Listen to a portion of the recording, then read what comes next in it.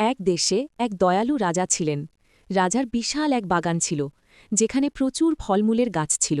বাগানটি দেখাশোনার জন্য একজন অতি সাধারণ এবং পরহেজগার গোলাম বা কৃতদাস নিযুক্ত ছিল। একদিন রাজা তার বাগানে বেড়াতে এলেন। অনেকক্ষণ হাঁটার পর তার তৃষ্ণা পেল। তিনি গোলামকে বললেন, আমাকে একটি মিষ্টি ডালিম পেড়ে দাও। গোলাম একটি সুন্দর লাল ডালিম পেড়ে রাজাকে দিল। রাজা সেটি মুখে দিতেই দেখলেন সেটি অত্যন্ত টক। তিনি বিরক্ত হয়ে বললেন, এটি তো খুব টক, যাও মিষ্টি দেখে একটি ডালিম নিয়ে এসো। গোলাম দ্বিতীয়বার একটি বড় ডালিম আনল, কিন্তু সেটি আরও বেশি টক। তৃতীয়বারও একই ঘটনা ঘটল।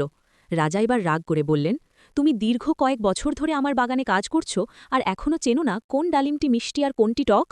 গোলাম নিচু স্বরে উত্তর দিল, জাহাপনা, আপনি আমাকে বাগান পাহারা দেওয়ার আর যত্ন করার দায়িত্ব দিয়েছেন, কিন্তু ফল খাওয়ার অনুমতি দেননি। আমি গত কয়েক বছরে এই বাগানের একটি ফলও খেয়ে দেখিনি, তাই আমি জানি না কোন ফলটি মিষ্টি আর কোনটি টক। রাজা অবাক হয়ে গেলেন। তিনি ভাবলেন, এমন আমানতদার মানুষ কি সত্যি হয়?